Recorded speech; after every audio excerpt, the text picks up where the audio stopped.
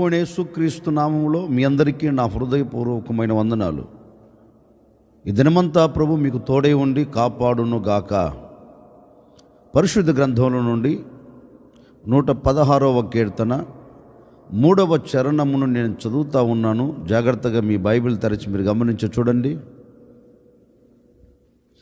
మరణ బంధకములు నన్ను చుట్టుకొని ఉండెను, పాతాళపు వేదనలు నన్ను పట్టుకొని ఉండెను, శ్రమయు దుఃఖమును నాకు కలిగెను. కీర్తనకారుడు తన కీర్తనలో చక్కని మాట, అంటే తనకు కలిగిన వేదనను బట్టి, తనకు కలిగిన బాధను బట్టి, తనకు కలిగిన శ్రమను బట్టి ఒక కీర్తన రాస్తూ ఆ కీర్తనలో దేవుని సన్నిధిలో అడుగుతున్న మాట, అయ్యా మరణ బంధకాలు నన్ను చుట్టుపడవేశాయి, పాతాళ లోకము నన్ను పట్టుకొని ఉంది, నాకు శ్రమయే దుఃఖము కలుగుచున్నది. కీర్తనాకారుడు అంటారు, నా బ్రతుకుల్లో ఒక సంతోషాన్ని నేను చూడలేకపోతున్నాను. ఎందుకు అంటే నాకు అనుక్షణం ప్రతిక్షణం శ్రమయే నాకు కలుగుచున్నది. ఎటు వెళ్ళినా నాకు ఒక మరణకరమైన శ్రమ నన్ను ఆవరిస్తూ ఉంది. ఎటు వెళ్ళాలి అని తలంచిన, ఒకవేళ ఈ మార్గం గుండా వెళదామని నేను ఆలోచిస్తున్నప్పటికీ ఆ మార్గం ముయ్యబడిన స్థితిలో ఒక మరణం లాంటి శ్రమ నన్ను పట్టుకుందయ్యా, నన్ను విడిచిపెట్టడం లేదు.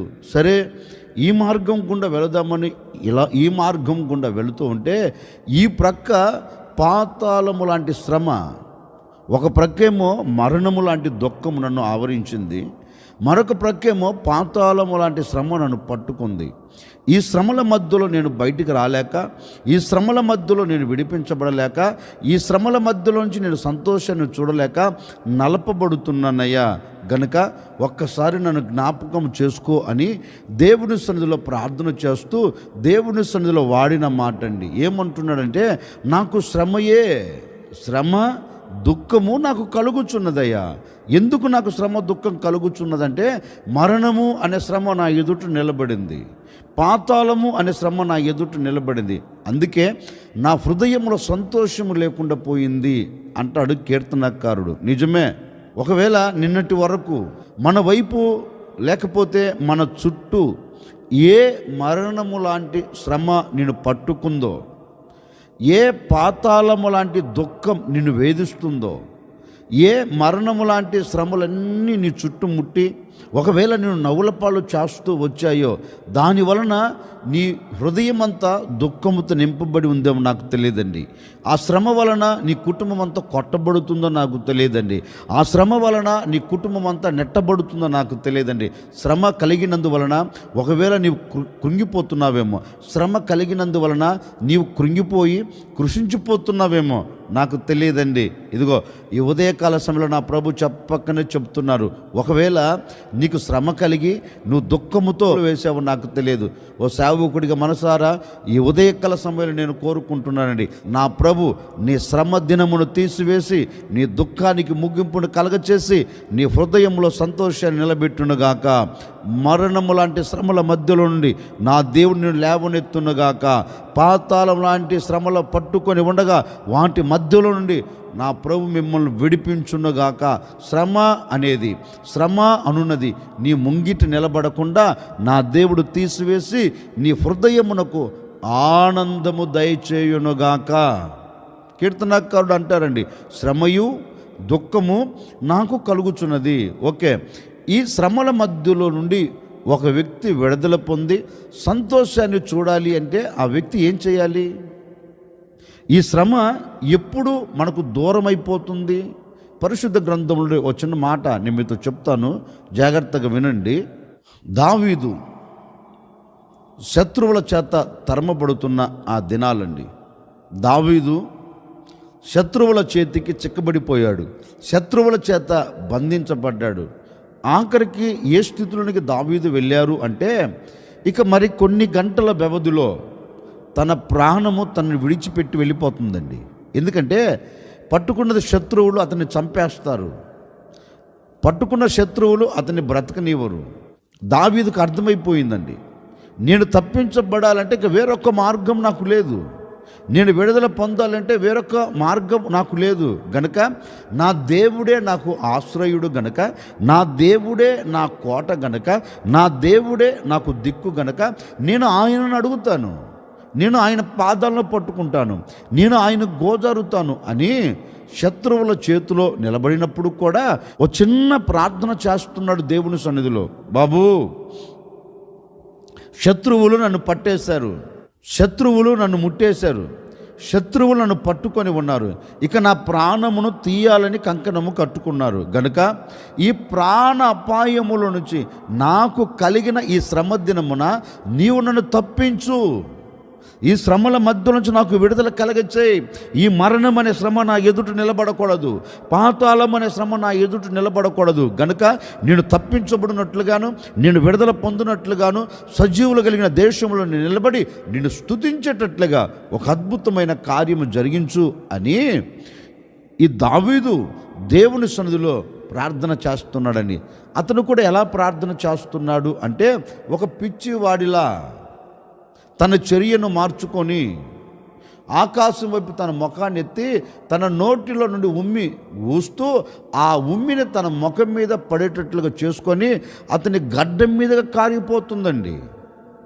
ఆ శత్రువు రాజు అంటారు, అరే బాబు, ఇతడు దావీదు కాదే, మీరు దావీదని తీసుకొని వచ్చారు, ఇతను తీసుకొని ఊరు చివర విడిచిపెట్టండి అని ఆజ్ఞ ఇచ్చారండి. కానీ దావీదు దేవుడు ఎలా అడుగుతున్నారో తెలుసా అండి? ఒకవైపు గోడ వైపు తిరిగి పిచ్చి గీతలు గీస్తూ, అయ్యా ఏదో ఒకవేళ నా పాపం నన్ను పట్టుకుందేమో విడుదల కలగచేయండి అయ్యా, ఒకవేళ నేను చేసిన దోషం నన్ను అలుముకున్నదేమో నాకు తెలియదయ్యా, ఈ శత్రువుల చేతి నుంచి నన్ను విడిపించయ్యా, ఈ ఒక్కసారి కనికరించు, ఈ ఒక్కసారి కటాక్షించు, ఈ ఒక్కసారి నన్ను క్షమించి ఇక్కడ నుంచి నన్ను తప్పించు అన్నట్లుగా అండి దేవుని సన్నిధిలో తన్ను తాను తగ్గించుకొని పశ్చాత్తాపపడి దేవుని సన్నిధిలో ప్రార్థన చేస్తున్నాడు. దేవుని సన్నిధిలో మొరపెడుతున్నారు. ఇతని మొరను దేవుడు విన్నాడంటండి. ఇతనికి కలిగిన శ్రమలో ఇతడు దేవునికి మొరపెడితే దేవుడు ఇతని ప్రార్థన విన్నాడు. విని అతనిని తప్పించాడండి. తప్పించిన తరువాత ఒక శ్రేష్టమైన కీర్తన రాస్తూ ఆ కీర్తనలో ఈ మాట వాడాడండి దావీదు. ఇప్పుడు ఆ మాట చదువుదాం. 34వ కీర్తన 6వ చరణము నేను చదువుతా ఉన్నాను, జాగ్రత్తగా ఆలకించండి. ఈ దీనుడు మొరపెట్టగా యెహోవా ఆలకించను, అతని శ్రమలన్నిటిలో నుండి అతనిని రక్షించను. దావీదు అబీమెలెకు రాజు చేతుల నుంచి తప్పించబడిన తరువాత ఒక కీర్తన రాస్తున్నాడు. నేను శ్రమ కలిగిన చోట నేను నిలబడిపోయాను, శ్రమ నా చుట్టూ ముట్టేసింది, ఇక నేను తప్పించబడుతాను అనే ఒక నమ్మకం నాకు లేదు, నేను విడుదల పొందుతాను అనే ఒక నమ్మకం నాకు లేదు. ఎందుకంటే నేను పడిన స్థితి అలాంటిది, నన్ను చుట్టుముట్టిన శత్రువులు చుట్టుముట్టిన ఆ పరిస్థితులు అలాంటివి. ఇక నాకు విడుదల పొందుతాను అనే ఒక నమ్మకం లేనప్పుడు నేను నా దేవుని సన్నిధిలో చేరి ఒక చిన్న ప్రార్థన చేసి, అయ్యా నన్ను విడిపించండి, నన్ను తప్పించండి, నేను క్షేమకరమైన చోట నిలబడాలి అని నా దేవుని సన్నిధిలో ప్రార్థన చేస్తే నా దేవుడు నా ప్రార్థన ఆలకించాడు. నాకు కలిగిన శ్రమ అన్నిటిలో నుండి ఆయన నన్ను రక్షించాడు అని దేవుని సన్నిధిలో ఒక కీర్తన రాస్తున్నాడండి. నిజమే, దావీదు మరణకరమైన శ్రమ కలిగిన దినమున దావీదు చెక్కబడినప్పుడు దేవుని సన్నిధిలో అతను ప్రార్థన చేస్తే అతని మొరను విని దేవుడు ఒక అద్భుతమైన కార్యం జరిగించాడండి. నిజమే కదా? ఒకవేళ ఈనాటి వరకు ఏ శ్రమలు కలిగిన చోట నువ్వు నిలిచిపోయావో, ఏ శ్రమ కలిగిన పరిస్థితుల్లో నువ్వు పడిపోయావో నాకు తెలియదండి. అందుకే యాకోబు కూడా అంటాడు, ఏమంటాడు తెలుసా? నా శ్రమ దినమున నా దేవుడు నాకు ఉత్తరం ఇచ్చి, యాకోబు నోట జారవాళ్తున్న మాట అండి. నాకు ఒక శ్రమ కలిగింది, నేను ఒక శ్రమలో నిలిచిపోయాను, అందరూ నన్ను విడిచిపెట్టారు, అందరూ నాకు దూరం అయ్యారు, కానీ ఆ శ్రమల మధ్యలో ఎవరు నాతో లేరు. శ్రమ కలిగినప్పుడు ఎవడు నా ప్రక్కన నిలబడలేదు, శ్రమ కలిగినప్పుడు ఎవడు నాతో కూడా రాలేదు, ఒంటరిగా నిలబడిపోయాను. ఆ ఒంటరిగా నిలబడినప్పుడు నా దేవుని సన్నిధిలో నేను అడిగాను, అయ్యా ఈ శ్రమల మధ్య నుంచి నన్ను తప్పించు, ఈ శ్రమల మధ్య నుంచి నన్ను లేవనెత్తు, ఈ శ్రమల మధ్యలో నుంచి నన్ను ఆదుకోగలిగిన వాడు ఎవడు లేడు అన్నట్లుగా నా మనసులో నేను తలంచుకొని కుప్పగా కోల్చబడినప్పుడు నా దేవుడు నాకు ఉత్తరం ఇచ్చాడు. యాకోబు అదే అంటాడు, నా శ్రమ దినమున నా దేవుడు నాకు ఉత్తరం ఇచ్చి నాకు తోడుగా ఉన్నాడు. నేను అనే మాట అండి, ఒకవేళ ఏ శ్రమ నేను అలుముకుందో, ఏ శ్రమల మధ్యలో నువ్వు కుప్పగా కోల్చబడిపోయావో, ఏ శ్రమ ఒకవేళ నీ హృదయాన్ని కృంగదీస్తుందో, ఏ శ్రమ వలన నీవు కన్నీరు కారుస్తున్నావో, ఏ శ్రమ వలన నీవు దుఃఖాన్ని ఎదురు చూస్తున్నావో, ఏ శ్రమ వలన నీ కుటుంబంలో దుఃఖం నిలిచిపోయి దానిలో నుండి తప్పించబడలేక ఒకవేళ ఈనాటి వరకు కృషించిపోయి కృంగిపోయి కన్నీరు కారుస్తున్నావేమో, నా తల్లిదండ్రులారా, ఏ విషయంలో నీకు శ్రమ కలిగిందో, ఏ విషయంలో నీకు శ్రమ కలిగి నీవు వేదనకు గురయ్యావో, ఒకవేళ నీ వ్యాపారంలో నీకు శ్రమ కలిగిందా, నీ చేతి పనిలో శ్రమ కలిగిందా, నువ్వు వెళుతున్న మార్గాల్లో నీకు శ్రమ కలిగిందా, నువ్వు చేస్తున్న చోట శ్రమ కలిగిందా, ఒకవేళ ఏ పరిస్థితులు నీ చుట్టుముట్టి శ్రమల మధ్యలోనికి నేను తీసుకుని వెళ్ళి శ్రమ నిన్ను పట్టుకొని బంధించిందో నాకు తెలియదండి. ఓ సేవకుడిగా నిండు మనసు నేను కోరుకుంటున్నానండి.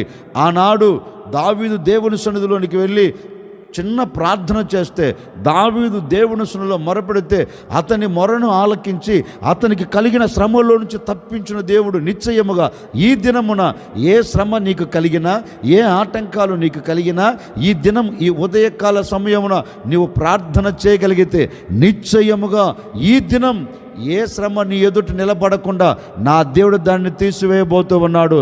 ఈ దినమంతా శ్రమల మధ్యలోంచి నా దేవుడిని రక్షించబోతూ ఉన్నాడు. శ్రమ అనే మాట నీ బ్రతుకులో ఈ దినము కంటికి కనబడకుండా నా దేవుడు కనుమరుగు చేయబోతూ ఉన్నాడు. ఈ దినము నీవు దేని నిమిత్తం మొరపెడుతున్నా, దేని నిమిత్తం నువ్వు ప్రార్థన చేస్తున్నా, నీ ప్రార్థన ఆలకించి నీ శ్రమ దినమున నా దేవుడు నీకు తప్పక ఉత్తరము దయచేయబోతూ ఉన్నారు. 12 దినాల వరకు ఏ శ్రమను చూచావో, 12 దినాల వరకు ఏ శ్రమను అనుభవిస్తున్నావో, 12 దినాల వరకు ఏ బాధను నువ్వు అలాగే దిగమృంగుతూ వచ్చావో నాకు తెలియదండి. తప్పక నా దేవుడు నీ మొరను వినబోతూ ఉన్నాడు, నీ మొరను అంగీకరించబోతూ ఉన్నాడు. నీ మొరను విని నీకు కలిగిన శ్రమ కలిగిన ఆ దినములో నుంచి నా దేవుడు నిన్ను తప్పించబోతూ ఉన్నాడు. ఆ శ్రమను కొట్టివేసి నీ హృదయమునకు సంతోషం అనుగ్రహించబోతూ ఉన్నాడు. అందుకే దావీదు అంటాడు, ఈ దీనుడు యెహోవాకు మొరపెట్టగా యెహోవా ఈ దీనుని మొరను అంగీకరించి ఈ దీనునికి కలిగిన శ్రమలన్నిటిలో నుండి ఆయన రక్షించాడు. దావీదునే కాదండి, ఈ దినం నిన్ను కూడా రక్షించబోతూ ఉన్నాడు. ఈ దినం ఏ శ్రమ నీవు చూడకుండా నీకు నా దేవుడు కాపుదలు అనుగ్రహించబోతూ ఉన్నాడు. శ్రమ అనేది నీ ఎదుట నిలబడకుండా దేవుడు దూరం చేయబోతూ ఉన్నాడు. శ్రమల మధ్యలో నువ్వు నిలబడినప్పటికీ అక్కడ నుండి ఈ దినము నా దేవుడు నేను పైకి లేవనెత్తబోతూ ఉన్నాడు. ఇక శ్రమ అనే మాట ఈ దినం నీవు చూడకుండా ఉండేదవుగాక. ఆ శ్రమ కలిగిన చోట నుండి నా దేవుడు నేను తప్పించునుగాక. భయపడకు. ఈ ఉదయకాల సమయంలో ఒక చిన్న ప్రార్థన అండి, అయ్యా నాకు కలిగిన ఈ శ్రమ దినాలు కొట్టివేయవా, ఈ శ్రమ దినాలకు ముగింపును కలగచేయవా అని దేవుని పాదాలు పట్టుకో. నిశ్చయముగా నా దేవుడు నీకు కలిగిన ఈ శ్రమ దినమును కొట్టివేసి సంతోషకరముగా ఈ దినాన్ని నా దేవుడు మలచబోతూ ఉన్నాడు. ఈ దినమును మార్చబోతున్నాడు. అందుకే లేఖనంలో కూడా చక్కగా రాయబడిందండి. యెషయా గ్రంథంలో చక్కని మాట రాయబడింది. ఏమని రాయబడింది అంటే, నా ప్రజలు నా సన్నిధిలోనికి వచ్చి మొరపెడుతున్నారు, నేను వారి మొరను ఆలకించి వారికి ఉత్తరం ఇచ్చుచున్నాను. దేవుడు అంటాడండి, యెహోవానగు నేను ఇలాగూ సెలవిచ్చుచున్నాను, నా ప్రజలు తన్ను తాను తగ్గించుకొని నా సన్నిధిలోనికి వచ్చి నా ప్రజలు మొరపెట్టారు కనుక ఇప్పుడు నేను ఏం చేశానంటే వారి మొరను విన్నాను, వారి మొరను ఆలకించాను. వారి మొరను ఆలకించి ఇప్పుడు నేను వాళ్ళకి ఏమి ఇవ్వబోతున్నానంటే ఉత్తరం ఇవ్వబోతూ ఉన్నాను. ఏమని ఉత్తరం ఇవ్వబోతూ ఉన్నావు అంటే, తన ప్రజలట శ్రమ కలిగినందువలన వారికి దుఃఖం కలుగుతుందంటండి. అందుకే యోబు గ్రంథకర్త కూడా తన గ్రంథంలో ఒక మాట రాస్తాడండి, నాకు నెమ్మది లేదు, సుఖము లేదు, విశ్రాంతి లేదు, నాకు శ్రమయే సంభవించుచున్నది, నా బ్రతుకులు నేను శ్రమనే చూచుచున్నాను, ఈ శ్రమ వలన నేను కృంగిపోయాను అంటాడండి యోబు. ఈ ఇశ్రాయేలు జీవితం కూడా ఆ విధంగా మలచబడిపోయింది. ఇశ్రాయేలు కూడా అదే అంటున్నారు, అయ్యా ఈ శ్రమ వలన మేము దుఃఖములో నిలిచిపోయాం. ఈ దుఃఖములో నుండి మాకు ఒక విడుదల కావాలి గనుక నీవు మా మొరను ఆలకించు అని ఈ ప్రజలు దేవుని సన్నిధిలోనికి వెళ్ళి మొరపెడితే దేవుడు అంటారు, మీ మొర నేను ఆలకించాను, నిశ్చయంగా మీకు ఉత్తరం ఇస్తున్నాను అని వారితో అంటారండి. ఆ మాట ఇప్పుడు నేను చదువుతాను, వినండి. యెషయా గ్రంథం 49వ అధ్యాయం 8వ వాక్యం చదువుతున్నాను. 13వ వాక్యాన్ని, 2 వాక్యాన్ని చదువుతాను, వినండి. యెహోవా ఇలాగు సెలవిచ్చుచున్నాడు, అనుకూల సమయమందు నేను నీ మొర నాలకించి నీకు ఉత్తరమిచ్చి తిని రక్షణ దినమందు నిన్ను ఆదుకొంటిని. బయలు వెలుడి అని బంధింపబడిన వారితో, బయటికి రండి అని చీకట్లో ఉన్న వారితో చెప్పుచు దేశమును చక్కపరిచి పాడైన స్వాస్థ్యములను పంచిపెట్టుటకై నిన్ను కాపాడి ప్రజలకు నిబంధనగా నియమించి తిని. ఇప్పుడు 13వ వాక్యం, శ్రమ నొందిన తన జనుల యందు జాలిపడి యెహోవా తన జనులను ఓదార్చి ఉన్నాడు. లేఖనం అంటుందండి, అనుకూల సమయమందు ఇశ్రాయేలీయులు దేవుని సన్నిధిలోనికి వెళ్ళి దేవుని సన్నిధిలో మొరపెడితే దేవుడు అంటారు, ఇదిగో మీరు మొరపెట్టిన మీ మొర నేను ఆలకించానయ్యా, మీకు ఉత్తరం ఇస్తున్నాను. ఏమని? ఏ శ్రమ నిన్ను అలుముకుందో, ఏ శ్రమ నిన్ను పట్టుకుందో, ఏ శ్రమలో నీవు కుమిలిపోయావో మీరు భయపడవలసిన అవసరం లేదు. బంధకములో బంధించబడి ఉన్నవారులారా మీరు విడుదల పొందండి. చీకట్లో పడి ఉన్న వారులారా మీరు బయటికి రండి. చీకటి అనే శ్రమ నిన్ను అలుముకున్నదేమో, బంధకాలు అనే శ్రమ నిన్ను అలుముకున్నదేమో, బయటికి రండి, విడుదల పొందండి. నేను మీ మొరను ఆలకించి మీకు ఉత్తరం ఇస్తున్నాను గనుక ఇక బంధకాలు మిమ్మల్ని బంధించకుండా, చీకటి దినాలు మిమ్మల్ని ఆవరించకుండా, శ్రమ మీ ఎదుట నిలబడకుండా నేను దాన్ని కొట్టివేయబోతూ ఉన్నాను అంటూ వాటితో ఒక మాట అంటున్నాడు. శ్రమ నొందిన తన జనుల యందు యెహోవా జాలిపడి ఓదార్చాడంటండి. లేఖనం అంటుంది, శ్రమపరచబడిన నా జనులను ఇప్పుడు నేను ఏం చేయబోతున్నానంటే ఓదార్చబోతూ ఉన్నాను. వారి మీద జాలి పడుతున్నారు. ఎందుకని? వారు నా యొద్ద కూర్చు మొరపెట్టారు, వారు నా పాదలు పట్టుకొని కన్నీరు కార్చారు, వారి మొరను ఆలకించాను, వారికి ఇప్పుడు ఉత్తరం ఇస్తున్నాను. నేను మిమ్మల్ని ఓదార్చబోతూ ఉన్నాను. మీ శ్రమ దినములు నేను తీసివేయబోతూ ఉన్నాను. మీకు శ్రమ కలిగిన సందర్భాలన్నింటినీ మీరు ఇక జ్ఞాపకము చేసుకోకుండా వాటన్నిటిని తుడిచివేయబోతూ ఉన్నాను.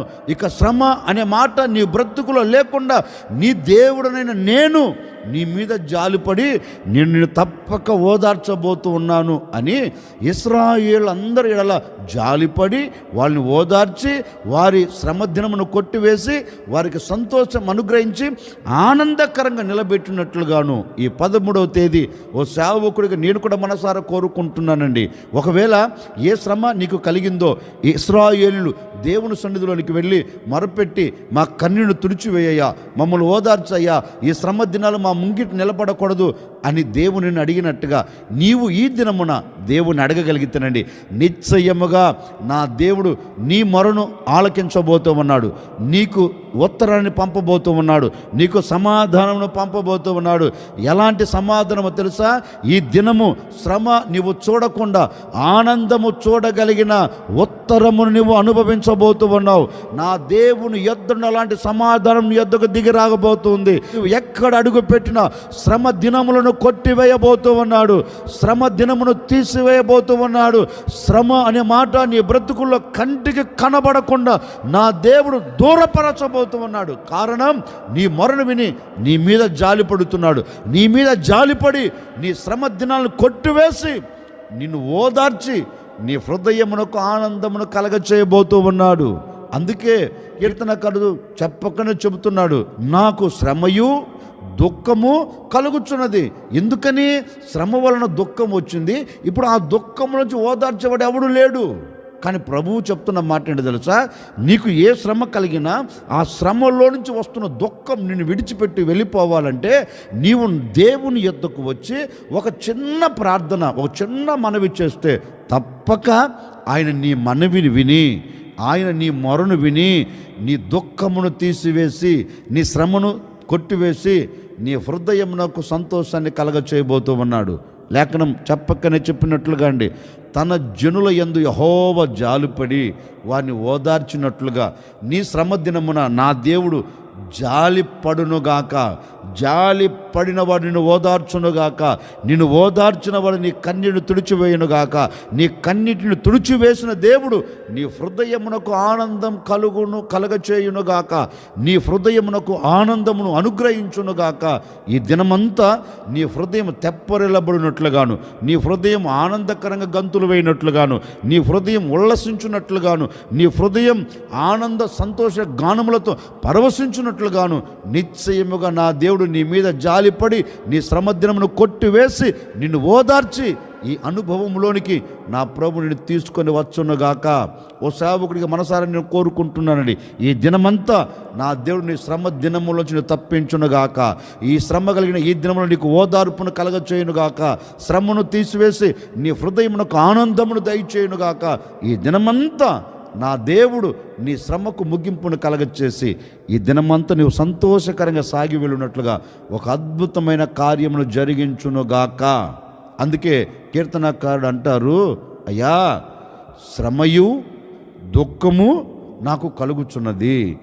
ఈ శ్రమల్లో నుండి ఒక వ్యక్తి విడుదల పొందాలి అంటే, శ్రమలో నుంచి ఆ వ్యక్తి విడుదల పొంది సంతోషాన్ని చూడాలి అంటే పరిశుద్ధ గ్రంథం చెప్పకనే చెబుతుంది, నీవు దేవుని సన్నిధిలోనికి వచ్చి నీకు కలిగిన శ్రమను బట్టి దేవుని పాదాలు పట్టుకొని నీవు మొరపెడితే నిశ్చయముగా ఆయన నీ మొరను అంగీకరించి నీ శ్రమ దినమును కొట్టివేసి నీ శ్రమ దినమునకు ముగింపును కలగచేసి నీకు నీ కుటుంబానికి నీకు కలిగిన సమస్తమునకు ఆనందమును దయచేస్తాడు.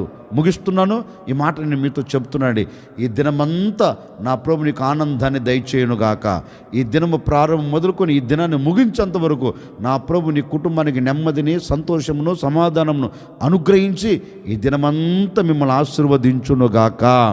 ఎక్కడ శ్రమ చూడకుండా ఈ దినమంతా నీకు నీ కుటుంబానికి క్షేమమును కలగచేయునుగాక. తల్ల వంచండి, వచ్చిన ప్రార్థన. ఆశ్చర్యకరుడా మీకు స్తోత్రం, ఎప్పటి వరకు నీ సన్నిధిని మాతో కూడా నిలబెట్టారు, అందును బట్టి మీకు స్తోత్రాలు చెల్లిస్తూ ఉన్నాం.